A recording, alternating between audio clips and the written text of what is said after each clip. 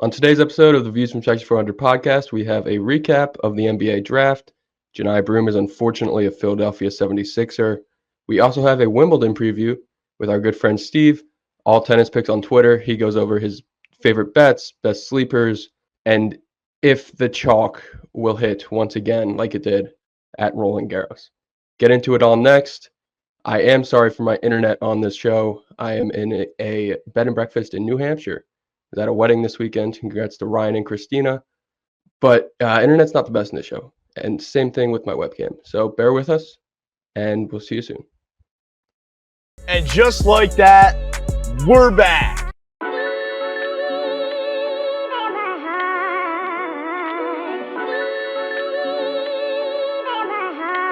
A16, turn me up.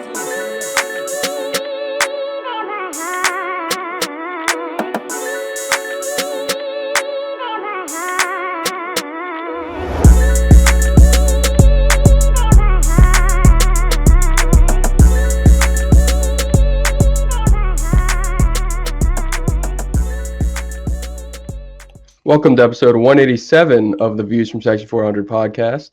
I am in a bed and breakfast in New Hampshire, and the newest Philadelphia 76er is Johni Broome.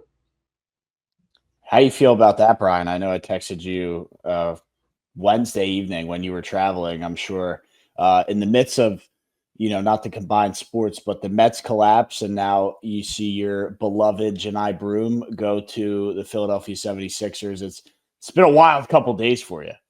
Yeah, it has been a wild couple of days, and this is pretty on brand for those wild couple of days. I'm using a webcam as my mic for this podcast if you guys are watching, and I apologize if you're watching because I may cut out with the internet connection here in a bit. But yeah, I was crashing out a bit on, I guess it was Wednesday night when Broome got drafted, or Thursday night, because I was at the Mets game watching the Mets win, something they haven't done in 3 days now.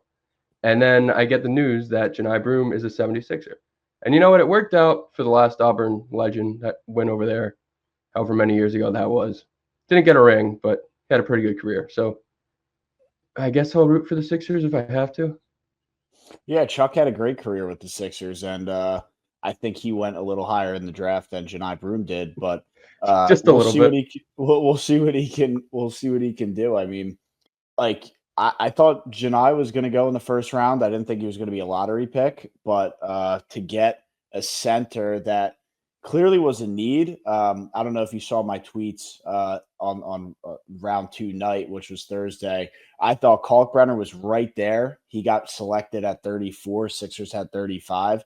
I would have been cool with Kalkbrenner. I think he might have transitioned a little bit better to the NBA game just with his height. I think he's a little bit taller than Broome. Not 100% sure on that. But, I mean, look, this guy's a runner-up for, what was it, the Wooden Award or the Naismith All-American, whatever it is. So National Pretty Player much of the all Year. of them. Lost it to Cooper Flagg, rightfully so. I mean, those were the two best guys in college basketball last year. You should know very well. He's got to contribute to some way. I mean, if he could just go out there for 15 minutes a night and be a solid contributor, and then you can utilize Andre Drummond for however many minutes you need to utilize him, you give some relief to Joel Embiid not having to go out there for 38 plus minutes. Yeah, and he doesn't want to do that if he can't. So anytime you get Embiid off of his feet. Yeah, and the other thing is it's a guarantee. It's not even like, oh, maybe you will, maybe you won't. It's a guarantee that Joel Embiid will miss games during the regular season, and it's usually like 15 to 20 or more. So it's not like, oh, he misses 3 games this year. He had one of his better seasons. Like, no, this guy is probably going to miss 20 games at least, and you need to have options and get him healthy to the playoffs. And look, Johni Broome and Andre Drummond as the 2 backup centers to Joel Embiid this year, I'm on board. I just wanted some kind of center. I didn't think you could just roll Andre Drummond out there and hope for the best. So we'll see. We finally made it through winter. Spring is here. Summer is coming. And the best place to get tickets to all the baseball games, all your summer concerts, or anything else is SeatGeek. SeatGeek is the official sponsor of Views from Section 400. First-time purchasers can use our code ViewsFrom400 at checkout for $20 off any tickets, whether you're going to a baseball game, watching the Mets, watching the Phillies, you want to see a country concert on a lawn, and wherever venue you want to go to. SeatGeek is the place to go. Super easy to get any ticket. They have a one-of-a-kind system, shows you the best deal for your buck. And the best part, you get $20 off your first purchase with code ViewsFrom400 at checkout. We love SeatGeek. Thank you to them again. And here's the rest of the show. Yeah, I think Broome fell just because I forget what exactly his measurement was, but his vertical jump, he pretty much jumped as high as you or I can at the combine. Yeah, dude, that was bad. I saw that that. Really I saw that him. Video. That was. He got clowned by Duolingo, saying he needs to start to learn Chinese. That was really bad. That was a really bad vertical video. I was like, oh my gosh. But another, obviously, the main name of the draft, Cooper Flagg to the Mavs. I don't know what you. I mean, everybody knew he was going to go number one. You say, how far can the Mavs go? I don't know that. I think Cooper Flagg's going to be a contributor. I think he's going to most likely be a star, but you need Anthony Davis to be healthy, which in years past he hasn't been. And Kyrie Irving's coming off a torn ACL. So they're going to be labeled as, or whatever it is. He's got an injury. He's going to be coming back. They're going to be labeled as contenders, but their window to win or to go for it, might not be next year, but it might be the year after. Yeah, I think I agree with that. Flagg is minus 215 to win the Rookie of the Year. I think it's more the Mavs are going to be more interested to see how good Cooper Flagg can be in his rookie year than them being a contender in his rookie year. I was looking at some of these numbers from rookies all time, and I know you hate my old stats, so this one doesn't really count because he was playing against plumbers. How far back are we going this time? Wilt Chamberlain was playing against plumbers and salesmen in 1960 when he scored 37.6 points per game as a rookie. So that doesn't count. Yeah. But if you want to get, I guess, if people clown MJ because he played against plumbers, but he scored 28.2 in his rookie year. So that's kind of where I guess you put the bar for Flagg. You want to go a little bit more closer to nowadays. You have AI, Shaq, and Blake Griffin. God, I can't speak. Brain power's low today. They all get around 23 points per game. I think I want to say Flagg can. See, I want to say about the 18, 19 points per game. That's where I put him. Yeah. I don't think he's soaring into the 20s. I could be wrong, but I don't think he's going to come out and be. The Western Conference is tough too, dude. I mean, it's not a knock. Really, I mean, 19 points per game as a rookie that's going to win you Rookie of the Year. Yeah, and I could see he's more of and I'm not comparing him to LeBron James, but he's more of that LeBron James archetype where he's going to fill up a stat sheet. I guess you could say Luka Doncic, guy they just had.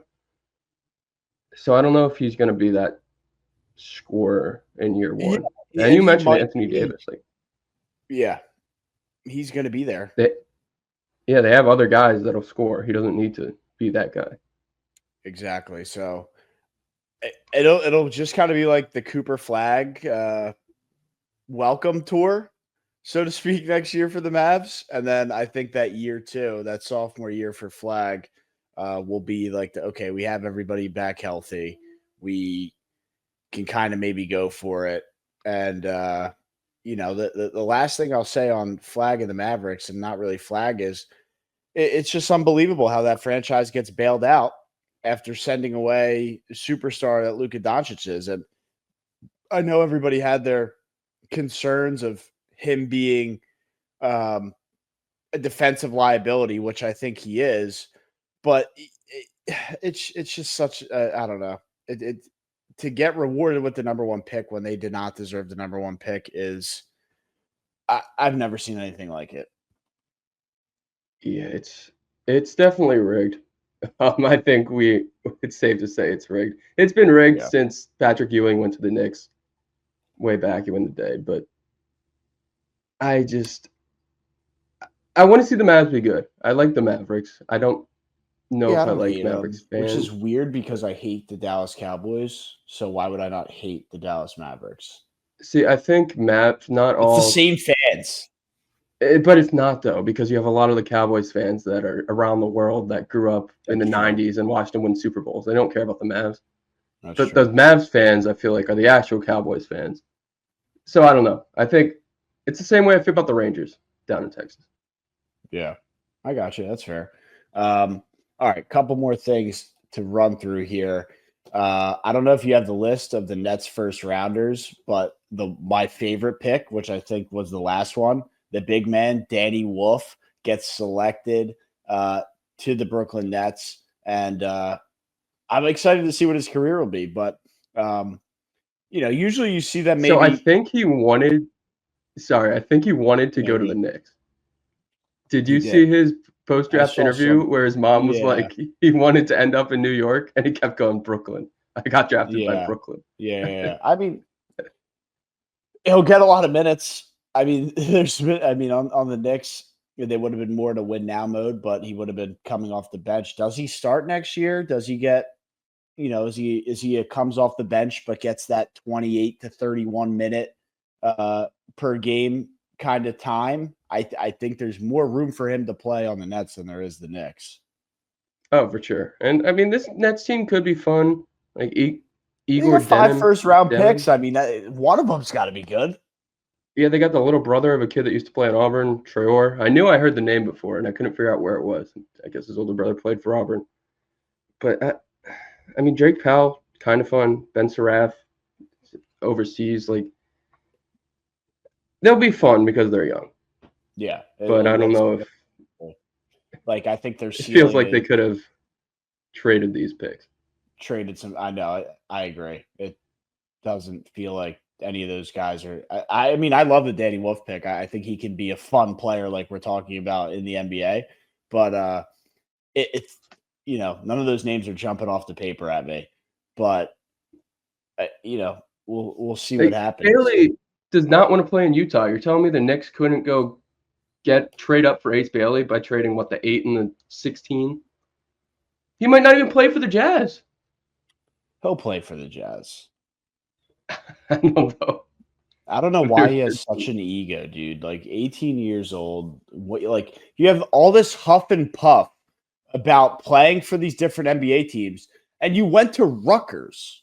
Like you played for Rutgers. Yeah. I think they had a losing record in the Big Ten last year. They did. So it makes no sense why this guy's like.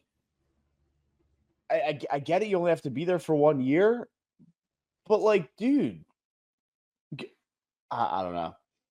I think it kind of karma's a bitch, and he complained, and now you get to go be stuck in Utah.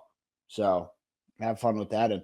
And can he do what was would that be a Deion Sanders situation? Didn't he like refuse to sign for somebody, or was like, don't pick me because I'm not going to sign? So they didn't pick him. Eli Manning did the same type of thing when he forced his way to the Giants. I mean, it's happened before, but I don't know.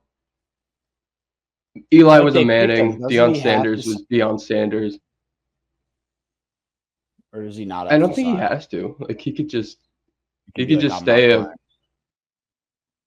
not play. But I think the Jazz still have the rights because they picked him. So yeah, like he can't just be like, I'm not going there and then just go sign somewhere else, right? Like, there's no way that's fair. No. Now I think he could play for like Bayern Munich in the Bundesliga or something. Yeah, he would have to go play overseas. But if he wants to play in the NBA, it has to be for the Jazz, unless they come to some kind of like compromise buyout. Which I don't know what you would be buying out if he's not on a contract. I don't know how that works. Yeah, I'm looking it up now. I mean, I can't imagine you get drafted and then you're just like, no, I'm good. And then well, they incentivize you to play for the team that you got drafted by because they allow you to make the most amount of money with that team, right? So, like, if you have 4 great years and you get your rookie extension, the max total money you can make is always with the team that drafted you, right? So there was always rumors about, back when Ben Simmons was actually good, is he going to leave Philly after his rookie year? Like, oh, he wants to go be in LA, wants to do this and that. But, he can get the most amount of money by extending with the Sixers, which is what he did. And, Yeah. There's that aspect, but I don't know how the contracts work for those guys. But it's an interesting headline of a guy just, causing a scene who, out of all the places you don't want to go, I feel like Utah is a pretty shitty spot to end up. Yeah, and I guess there is news now. He's excited to be in Utah. He did report. I was going to say it sounded like he was going to play. It's according to his agency. People are in his ear, man, telling him like, dude, don't be an idiot and like throw away millions and millions of dollars because of like your ego and you don't want to go. Like, he can be a star in Utah. He's going to get the minutes, and he's going to get the minutes to be a star. And like, dude, these NBA contracts are nuts. You know how much money? He could be like an $80 million a year contract by the time he's ready for his rookie extension in 4 years. I mean, Cooper Flagg just got almost $65 million guaranteed for his, what was it, 62.7 over 4 years. It's almost $20 or $20 million a year. Cooper Flagg's first big deal is going to break records, I think. If he's as good as people think he's going to be. I mean, dude, but basketball, like, it just keeps going up, and there's only so many roster spots. So, yeah, I mean, dude, we're not far away from somebody being on $100 million a year contract.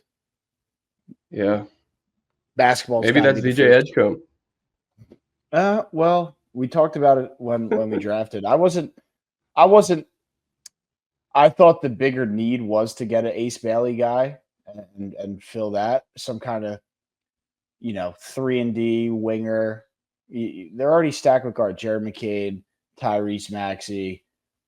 Who else am I missing? I thought there's another guy, but the more and more I looked at it, and I guess they kind of are on this, like, we already have a guy who can contribute, and it's Justin Edwards, the former Kentucky Wildcat. So he averaged almost 20 points a game in the last, 30 games or whatever the regular season last year down the stretch. He's, not going to get bullied on defense, isn't going to be a huge defensive liability, can hit the three on the wing, can play some defense, and they're confident with him already in the room and already knowing the system and being a contributor there, then, potentially bringing in an outside headache in an Ace Bailey and creating the wrong kind of media attention in a year where, like, you're trying to get healthy and go compete for a championship. And the last thing you need is, media attention for the wrong reasons. And such a heightened media city where the media is just chomping at the bits to ruffle up any kind of story. That's would have just been a recipe for disaster, bringing Ace Bailey in. He would have said the wrong thing. Media would have chewed him up. That could have got really ugly. Yeah, I don't think he would have been a good fit in Philly. VJ Edgecombe's fun. I like Baylor. I think I like Baylor a lot. You were a VJ Edgecombe guy, dude. You were like Mr. Baylor all year. I don't know anything about the guy. I didn't even know he existed. Yeah, I think when I briefly joined on the draft live stream, I may have given him a not so nice comparison when I compared him to Josh Jackson for a couple years ago, but it was purely based off like the athletic build and his projection where he could be. He's kind of raw, but he could turn into this all-time like Dominique Wilkins type. Yeah. But no, I like Edgecombe. I hate that he's wearing 77. 77 belongs on a left-handed specialist or a backup right guard, not on a basketball player. But I like Edgecombe. Yeah, I mean, he was getting comps to Donovan Mitchell, was seeing some comps to Ann Edwards. I mean, these are guys who you like. Edwards has a way more polished jump shot. I think Edgecombe's going to need to really, really work on that. But look at Tyrese Maxey. I mean, he fell all the way to the pick 21 or whatever it was because he didn't have a polished jump shot. He worked on it, polished it, got a legit jump shot. And now we see, the superstar that he is today. So It's possible. So raw talent, but all the athleticism. I mean, people are saying he's the best athlete in the draft. Yeah, no, I think I'd agree with that. And Sixers will be fun. I think Quentin Grimes is there too. Maybe that's who you're thinking of for the last guard. Quentin Grimes is there. I don't know if this rumor is true. I don't know if it was just people, but apparently, I mean, they're not going to have a lot of money to sign him to a multi-year deal. I'm not sure exactly how that's going to work out, but I think they tried to sign him to like a 1-year, $9 million deal.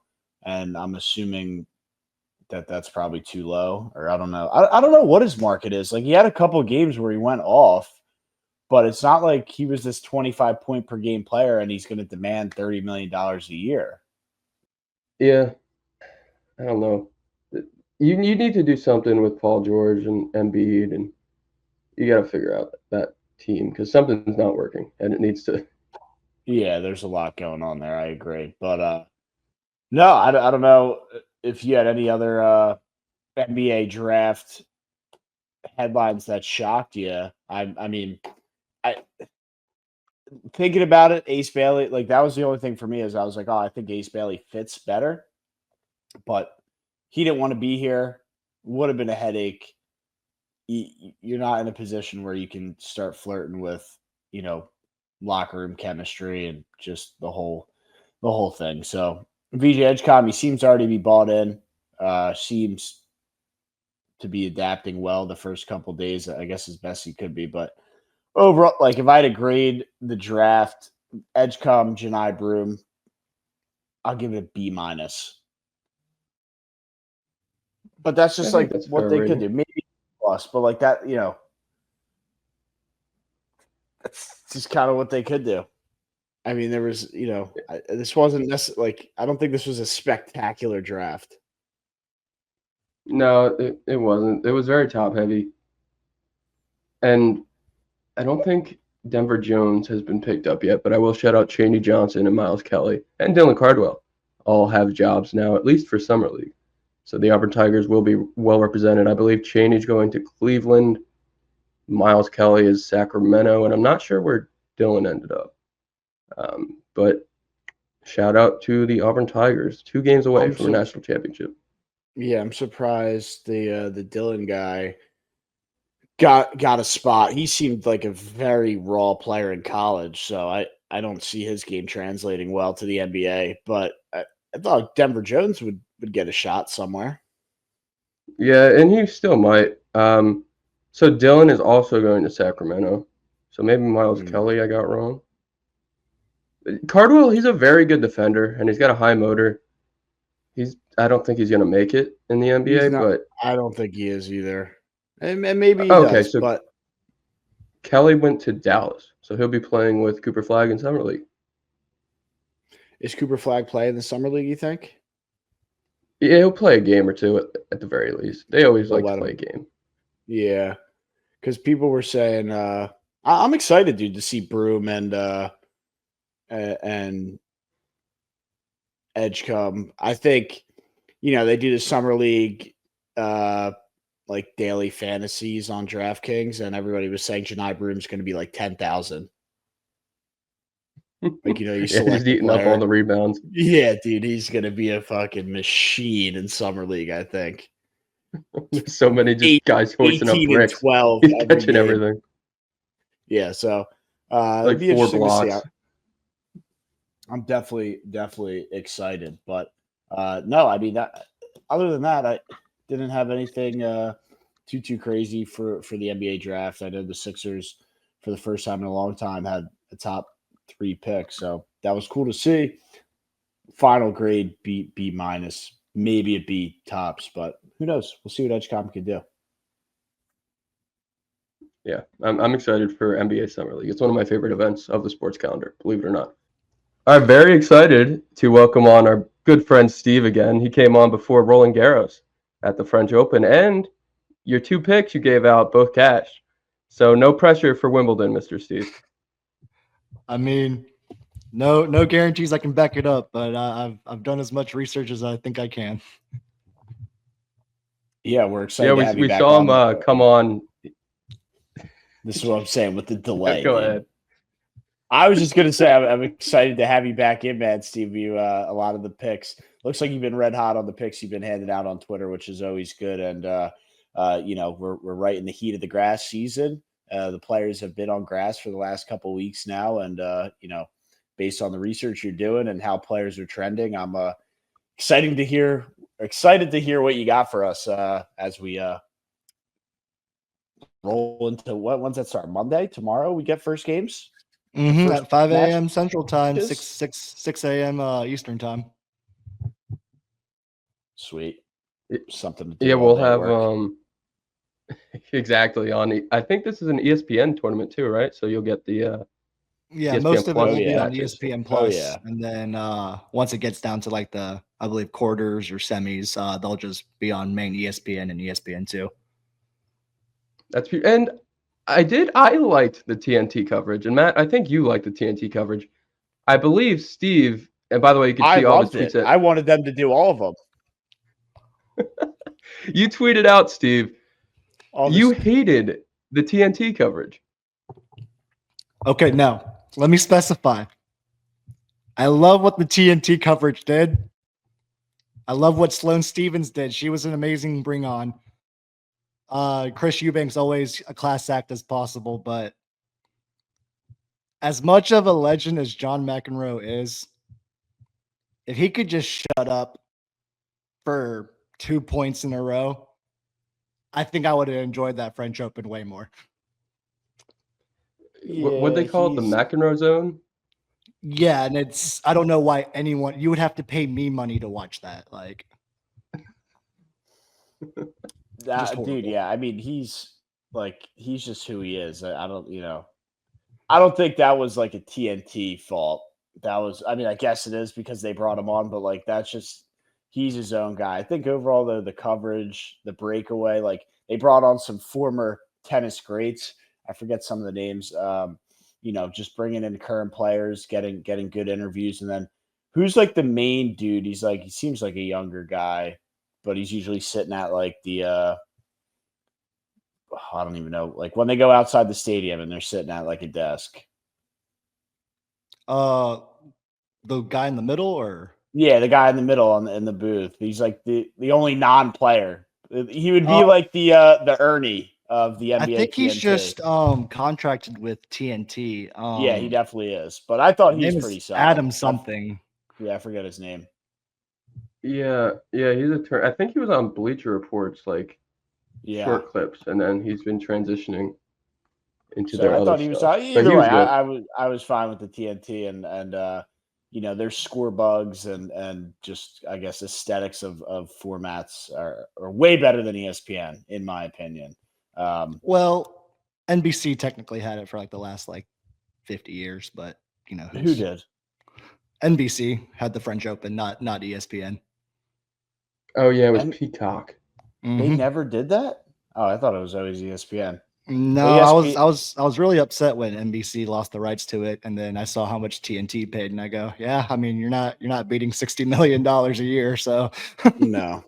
And so what? ESPN just gets the U.S. Open and Wimbledon and Australia. Yes. Yeah, and then the French is getting tossed around. Well, I guess not for the first time in 50 years. Yeah, NBC had to get that NBA money somehow. Yeah, that's probably exactly where it transitioned. But all right, man, let's dive into what we want to talk about here, Brian. I don't know how you want to pick Steve's brain here, though, but yeah, I mean, I might as well get it out of the way. I know Taylor Fritz and Ben Shelton just got bounced in the first round of their grass tournaments, but can an American win this, Steve? Tell me yes. I don't see why not. There's one thing that's not a dying. There's hope. There's not a dying practice in the United States Federation, which is the serve and volley. All of the sports our kids are grown up to really learn how to play. Think about throwing a football, throwing a baseball. It's that you're trying to throw it as hard as you can. The serve is all Americans' best shot. Their serve usually all records around 130 miles an hour, which is faster than any other nationality on the tour because they're just growing up playing other sports that help them have that rotation. As you see, Ben Shelton, he didn't start playing tennis until 16, but Taylor Fritz might have lost first round at Queens, but he did win Stuttgart and Eastbourne. So that is 2 grass tournaments to just 1 loss, even though it was first round. I'm off the Taylor Fritz train. I don't think I'm so done betting that guy. But Brian will be all in, and that's I might be back on it. totally fine. I'm not on the until he wins a major. I mean, he made the quarters of Wimbledon last year. His serve and volley game's really good. He's learning how to do that chip forehand. I was watching him at Eastbourne this last week. Well, not at Eastbourne, but on the TV. But his forehand chip return's gotten really, really good. That's going to be really good for grass. He's got a tough draw, really, really tough draw. I don't know if he can get past Medvedev in that quarter to get to the semis. It's because Medvedev has gotten to Wimbledon semis last 2 years in a row. So it's just really tough draw for Taylor. Ben, I'm worried his game doesn't really translate well to grass. He can't run around the grass as well. It's slippery. He can't run around to his forehand and try to whip it as he wants. And something that I saw was a little peculiar that I've never seen on him was his knee was taped up in Mallorca. And I've never seen that. And he just kept banging his little thigh where the knee was taped up. And I don't know. It could be hit or miss for Ben because with a guy like that, he can win 2-3 matches in a row. And before you know it, he's in the semis. But him losing first, second round, a lot of these tournaments has not been helping. No. Yeah, so I guess Tommy Paul would be one of the lesser ones because his serve just isn't there compared to Shelton's or Fritz. I don't know what it is with the Americans right now, but they're all hurt. Tommy Paul has a rib injury that's been nagging him since the French Open. He pulled out of Queens, which is a ATP 500 tournament. Lost all 500 points because he couldn't defend his title there. Played at Eastbourne and lost first round. So I think he's got an easy draw to win a few matches, but that rib injury is concerning me, and that could be the downfall of the Americans. I think the longest of like the ranked Americans or the big guys who we would think would have a shot, Francis Tiafoe. I know he's had runs at Wimbledon. Steve, what do you see out of Francis this tournament? If I remember right, his draw honestly really isn't that bad. Yeah, plus 20,000. I know his draw really isn't that bad. The only problem is he just hasn't produced this grass season. He really hasn't produced this season at all, to be honest. His ranking just keeps falling more and more. He was, I believe, ranked top 10 to start the year. I believe he's ranked 12 now. He's making runs, but not deep enough to keep the points. A guy in his draw, believe Lerner Tien. He's in that draw. In that quarter. Sneaky player, dude. We've heard the name, hasn't won a lot, but has won some pretty big upsets, if I remember correctly, right? Yeah, he's beaten Medvedev. He's upsetted a lot of big people. His serve is so big, that lefty serve out wide on the ad side. That's just an unnatural. You barely see many left-handers as a righty player anyway. So it's really hard. So if he can just serve out wide with that lefty slice and just chip at volleys, I think he can make a deep run here. Is he ranked or not yet? I know he's top 100 because he auto qualified for the Wimbledon. Didn't have to play qualifiers, so he's been playing well. Don't really know what his rank. I think he's in the 50s right now. But he's playing really well. He's still a teenager. He's gonna get better and better as long as his mental aspect of the game can grow stronger as well. I don't know if Brian wants to pick it up, but we got to go to the hometown hero, Jack Draper, on I mean, this is what he grew up playing, right? I mean, this is his tournament to win. I mean, it is, but I don't know if y'all saw at Queens at the HBSC Open or HSBC Open, the Queens Championship. He kind of had a lot of meltdowns his last two matches, especially his last match. He lost to Jiří Lehečka in 3 sets, and he lost the point, and he hit this side panel TV, and he didn't get fined. No one said nothing. It kind of got, Jannik Sinner drug tests swept under the rug. I've seen players get fined for tens of thousands of dollars doing way less than that. And he ended up making his leg bleed too, because he hit his leg on the way to hitting the screen. So I think he just has a lot of pressure on his shoulders. He can go really deep. He's got a really great draw as well. The only thing is like I said, for these players, it's 90% mental. They know they can do the physical.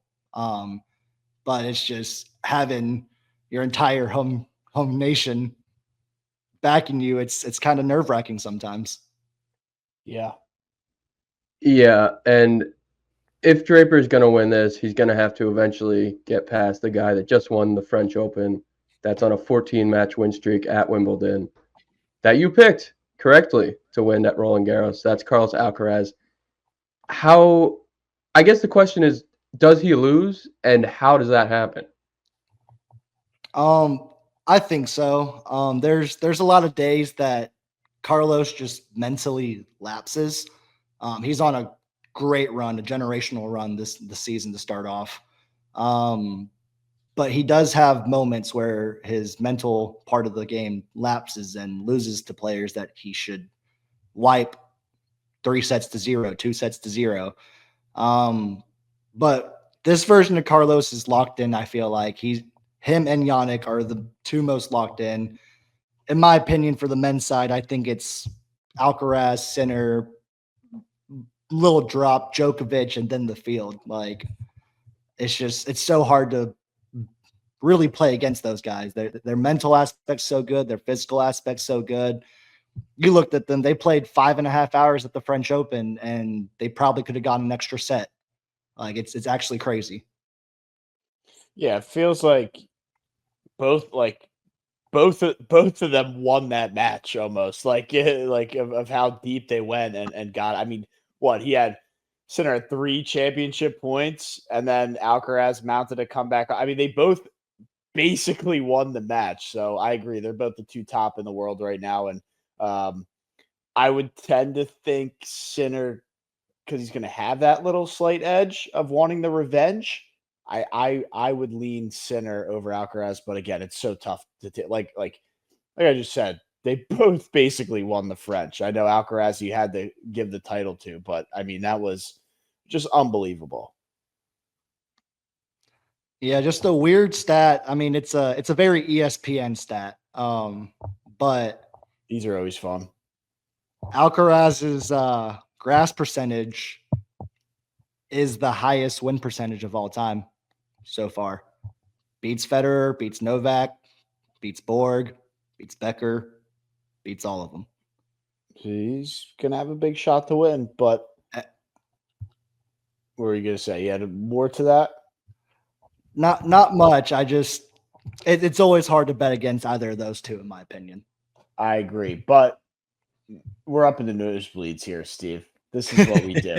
we look at long shots, and I don't know what you have in your notes, what you don't have in your notes, but are there any plus 10,000, plus 20,000, plus 30,000? If you had to look at the board, you have $10, and you got to take plus 10,000 or longer, or plus 20,000 or longer.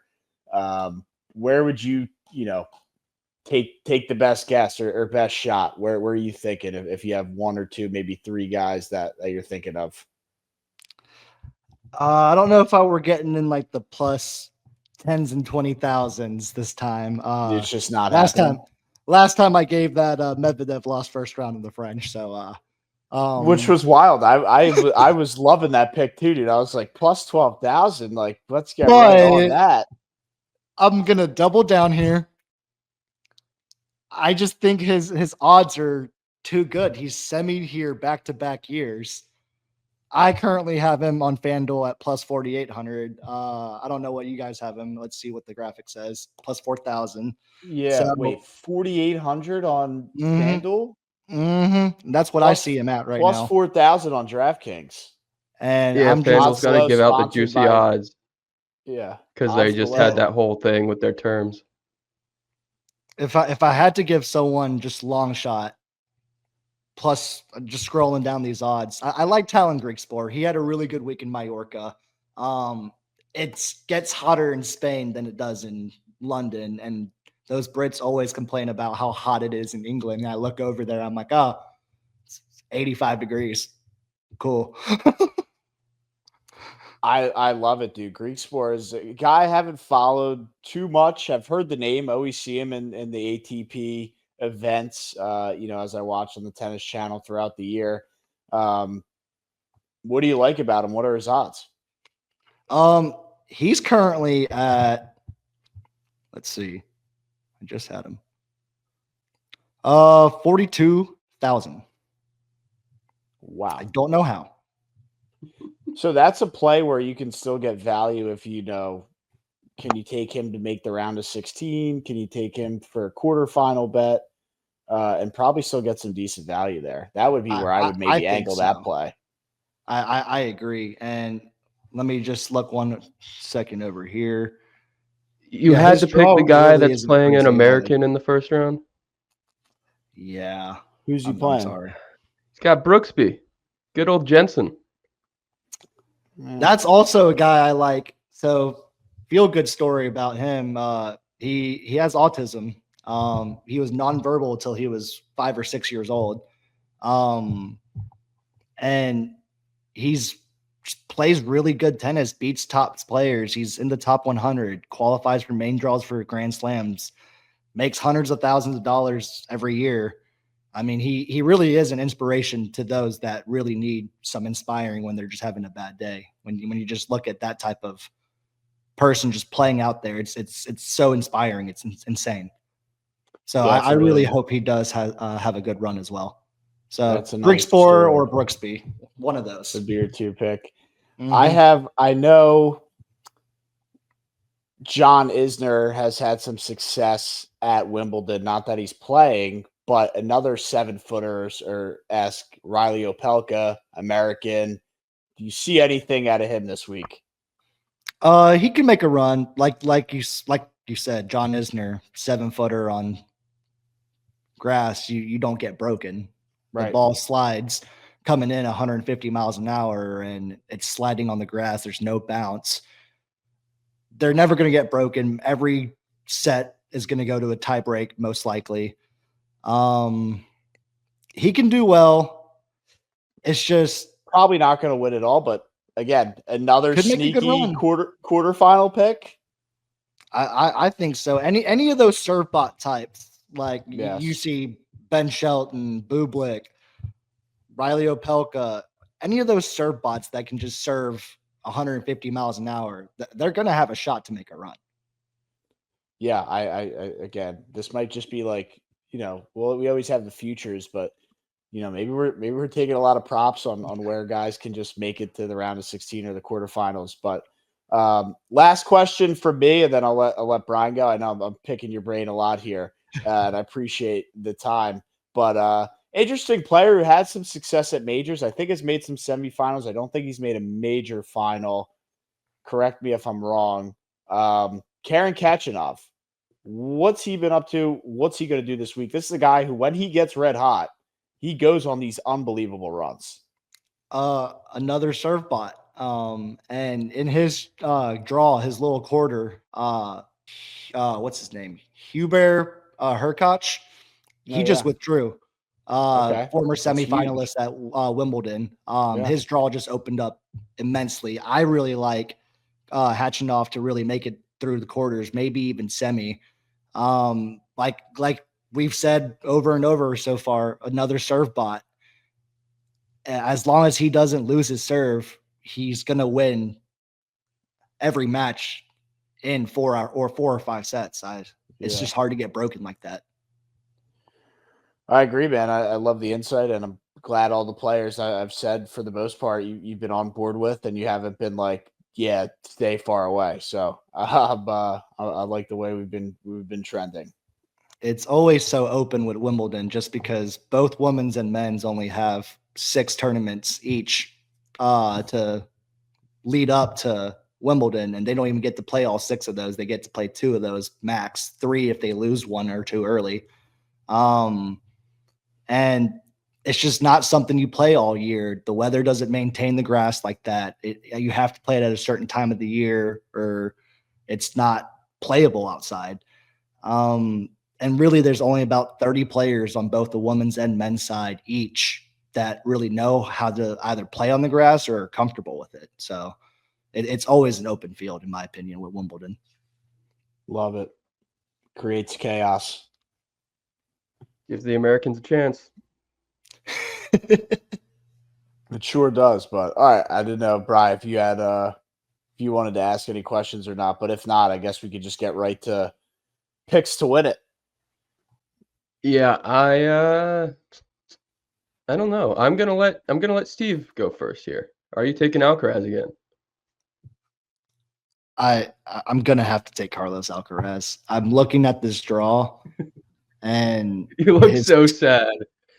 I don't. It's because I don't want to. Not many people win 3 Wimbledons in a row, man. If there's a lot of pressure for him on this, he wins this 3rd Wimbledon. He ties Becker for as many Wimbledons as he has, as many Grand Slams as Becker and Stefan Edberg. Those are legends in the sport, and like I said, his mental aspect does falter a lot, but his draw is so dang easy, and it's just hard to falter him. His hardest match is going to be Medvedev in the semis if it all pans out chalkly, and then it'd be Sinner or Novak in the final. That'll be Taylor Fritz in the semis, sir. I mean, honestly, like which would be easier for Alcaraz? Yeah, well, you're not wrong. Oh, dude, I'm not bought in on Fritz at all. I know he had the nice week. He won the ATP event, this and that. I've heard it all before with this guy. I think Novak would be honestly easier for Carlos to manage on Wimbledon since he's beaten him twice there already. Yeah, I want to see Novak get his 25th major title. So do I. I hated it on him for so many years, and I just want him to be great. Yeah, I don't know if I'd pick. I'll go with Sinner. I think the revenge factor's there, and I think he's going to get it, which is why I'd pick him over Alcaraz. Tough to pick against Alcaraz, but I do think just kind of like, not that it was embarrassing, but like that's something you want to come back and prove a point that you are the number 1 player in the world, not just on paper, but it is true. You are number 1, the eye test, so to speak. So that's why I'd take Sinner. I want to see Djokovic get the 25th major title, though. I think that'd be, he's already got the record, but 25's it's a nice number. I agree. I'd be okay with honestly anyone winning it. I'm just hoping for great matches down here at Wimbledon. Yeah, and you said with the way it's kind of wide open, creates for a really fun couple of weeks. Exactly. That's how you have unseeded winners in the past, and it's so fun to watch here at Wimbledon. Yeah, any tournament where you get the unseeded, the long shots, I am so here for. Who the hell wants to watch a chalky tournament? I don't know. The French Open final was pretty fun to watch. It was, but those and you had upsets along the way, but I don't know. The unseeded runs make for just unbelievable storylines and headlines and the whole 9 yards. But Brian, wrap us up on the men's side of the tournament with your pick or picks. Yeah, I am very sad that I am saying this, but I'm going with Jack Draper. Wow. That was my It's pick. coming home. It's coming home. Unfortunately, Brian's it's coming home. It's coming home guy. Huge. It's coming. Any chance he can say it's coming home. Brian's taking the pick. So I'm not surprised at this at all. All I know is that this is going to somehow bite Brian in the ass, and Draper's going to win lose the first U.S. round. Open.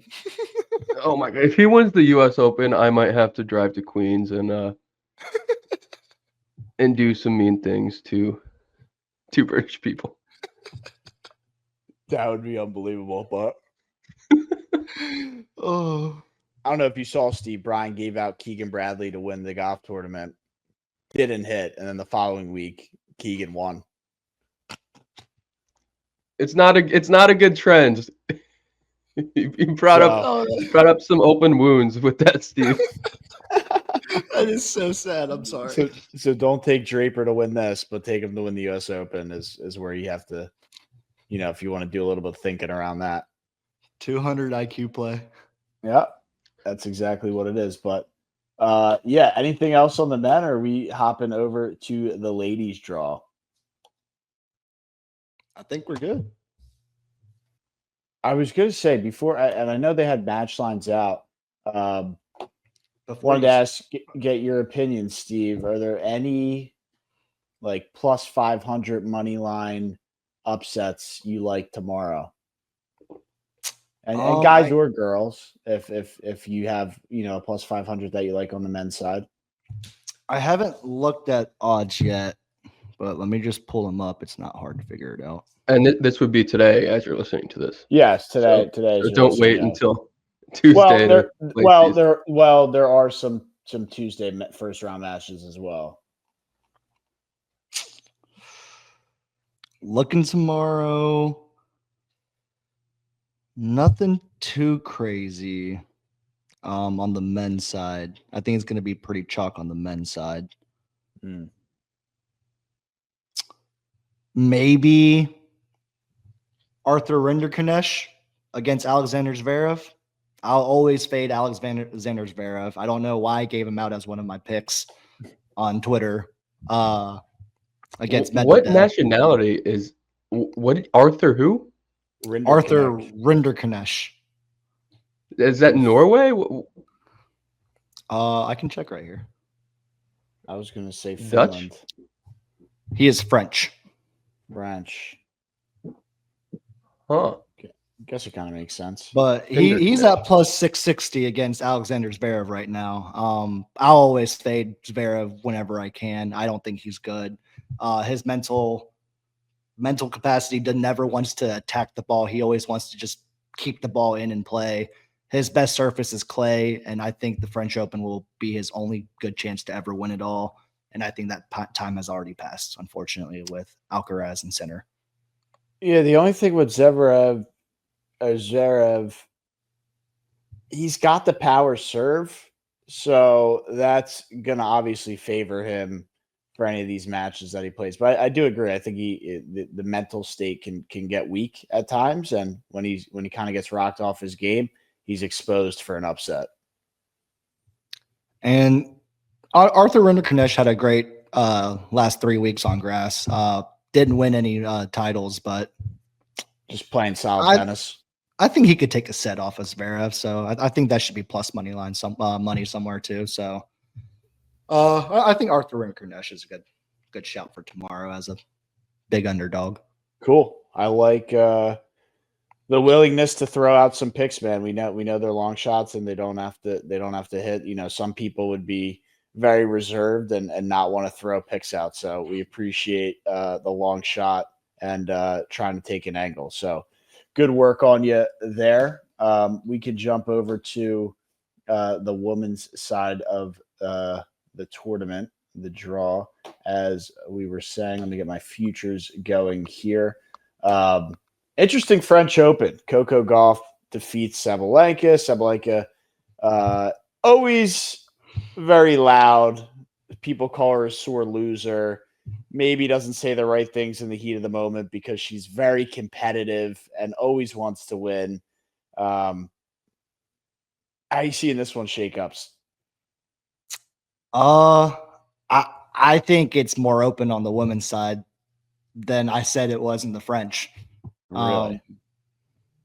If you just look at Sabalenka's draw here. I believe she has McCartney Kessler and Marketa Vondrousova, who both won titles, and Marketa Vondrousova beat Sabalenka 6-2, 6-4 last week. She's got that in her quarter. And she's the one who won Wimbledon on like the unseeded on crazy run in like 2023, ago, right? plus Yeah. 50,000 underdog. Yes. Just unbelievable run. Who'd she beat in that final? Do you remember? I don't. That would have been Ons Jabeur in She beat 2023. Jabeur in wow. Mhm. Yeah, that was an unbelievable run. I remember that vividly. And there's so many opportunities for upsets on grass. Like I said, not even the top players are really accustomed to playing on it. I think Mira Andreeva has a tough draw as well. She's got Alex Iela, who just lost the title against Maya Joint on Saturday. Also got Navarro and Kvitova both in her draw as well, so that's tough for her. Swiatek's just never been great on grass. I think she's only gotten to the 4th round as her furthest feat on grass. So, who's the best grass player here on the women's side? I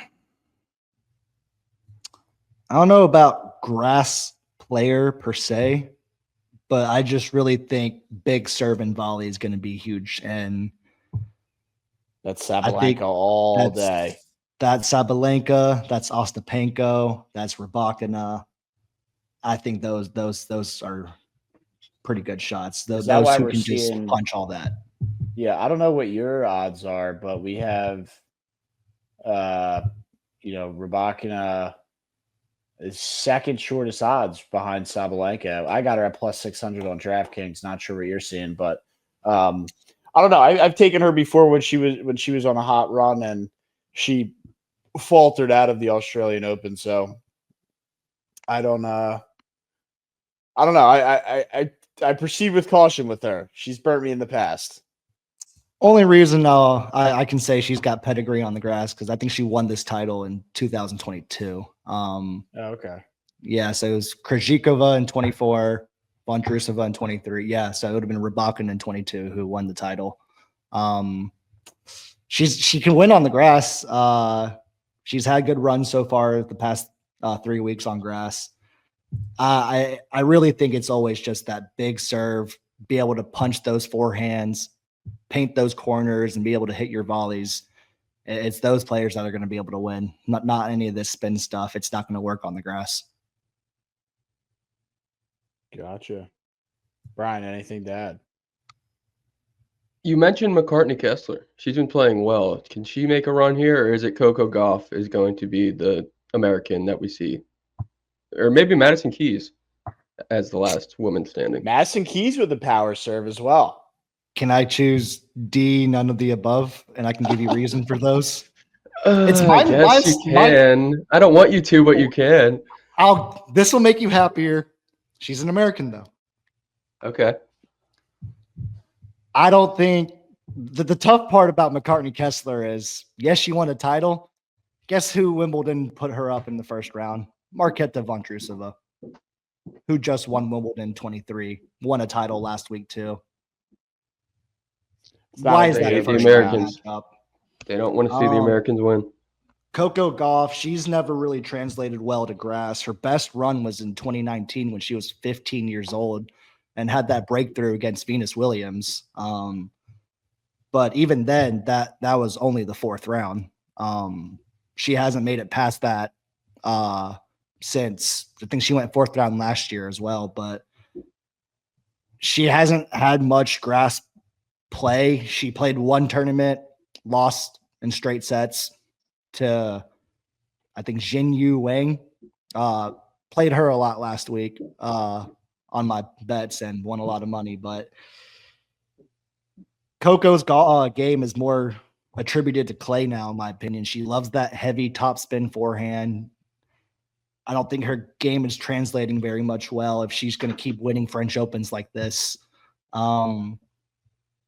But the American I do have, Amanda and Nisimova. The last name like that, you'd think she's like Czech or something, but Definitely Russian heritage, but I know she is American. She's at plus 3,200 odds. I really like her game. She's had a good grass season.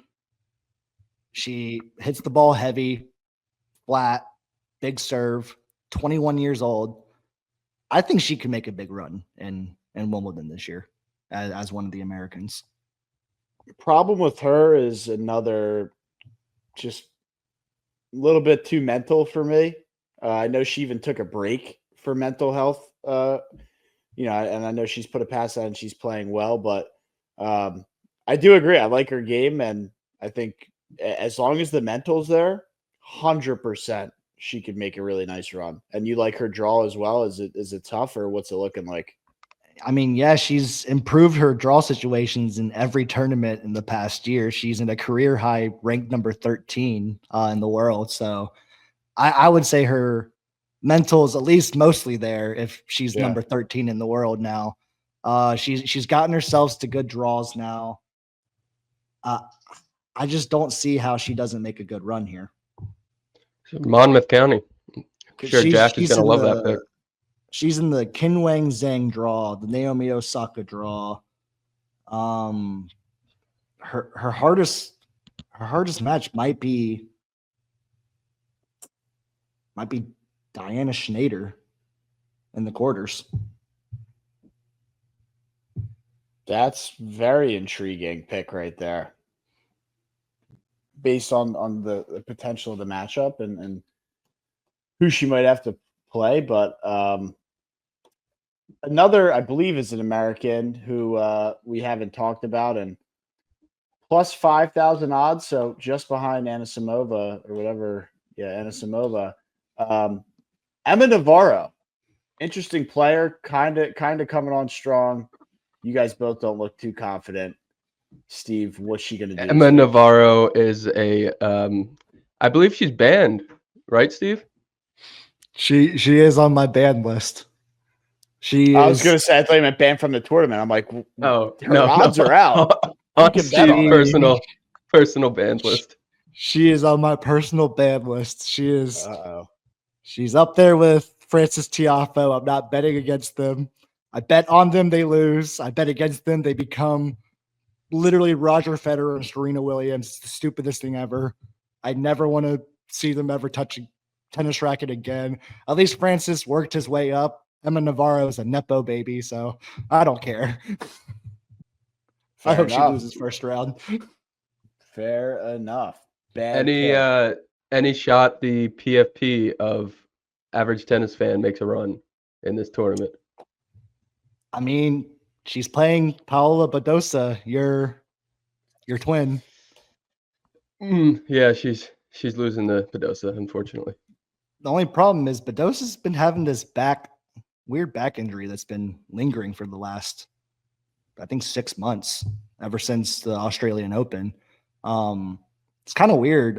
She can go on a few runs, play 2-3 matches and win, but then pulls out, either withdraws or has to retire from a match, and it's always because of that back. She even tweeted out the other day, "I'm so tired of this," with a broken heart emoji, and I just feel bad for her. I love Paola Badosa. I love her game. I just worry about her back, and I think if she can win a match or two, the fade potential is high. All right. I'm a big Badosa fan too, so I would like to see her. And she's made a couple runs here before, right? Mm-hmm. Yeah. I was going to say, I know before we give out the winner picks, Steve, I got to go back to the wheelhouse. Plus 10,000, plus 20,000. I think, dude, it's going to be tough to overthrow Sabalenka with the power serve. She's coming off the French Open defeat. I just think everything's kind of brewing her direction. It's just going to be really tough to overthrow her. But that's no fun. Plus 20,000, plus 30,000. If you had to make a pick, what do you got? I think if I had to make a pick looking now, Lulu's son, or Lulu Soon, not really sure how to say her name. She's at plus 20,000 right now. I don't think she's going to win the tournament, but she made the quarters last year and has a lot of points to defend here. So she's going to be playing out here like her life depends on it. And I think you've got some good hedge potentials if she can make the quarters again. Can Katie Bolter, UK national or British national, make a run on home soil? I hope so, but she hasn't been playing great. Little emotional on the court sometimes. But like I said, it's always tough playing in front of your home crowd when the British, this is their only chance to play in front of their home crowd. They don't have any other tournaments throughout the rest of the year, while the United States plays at the beginning of the year, the end of the year, the middle of the year. Same with the other countries. They get to go home and play their home tournaments. It's just a lot more pressure for these guys because they know they don't have another chance for 12 more months. Right. Yeah, it's a lot of pressure. And to jump back to the men for Jack Draper, I mean, that's a lot of I guess the expectations are limited for Katie Bolter than they would be for a guy like Jack Draper, who has the fourth shortest odds. I mean, he's got one thing that's always going to be an advantage on that grass is that lefty serve, lefty forehand, just unnatural. It's coming home. Brian is convinced. Yeah, I can kick it off because unfortunately I'm going to have to go chalk. I don't see anybody taking Sabalenka down. The French defeat, she's pissed. The overpowering serve. I don't see how she doesn't win this. I agree. That's my pick too. I went double chalk for both of my picks this time, unfortunately.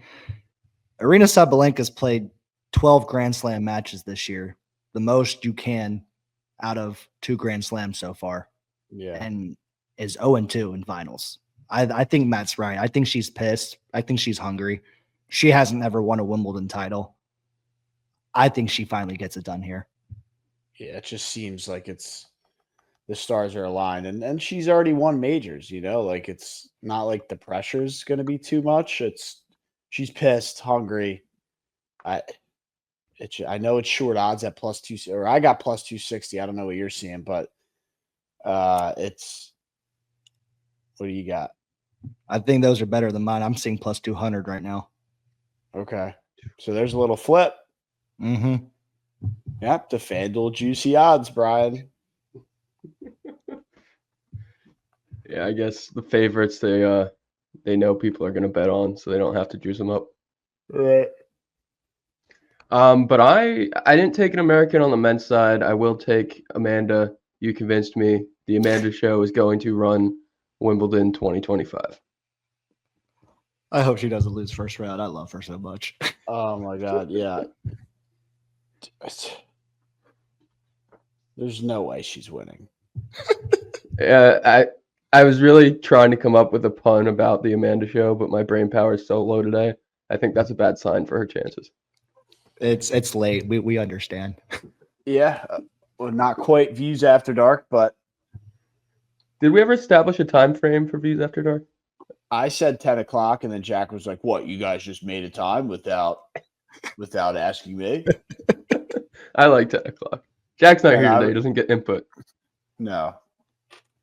We call those I guess absences. Shots fired. But Steve, before we let you go, thank you for coming on again. Tell the people when you'll be releasing your cards and where and how to find you on X or Twitter, the Everything app. Thank you so much for having me once again. I hope I can repeat the same luck that I did last month, but you can find all my picks. They'll be dropping tonight. Might be a little later tonight than normal since we're recording this episode a little late. But you can find me on Twitter or X at all tennis picks. Name's Average Tennis Fan. Sometimes like to watch a little yellow fuzzy ball get hit back and forth.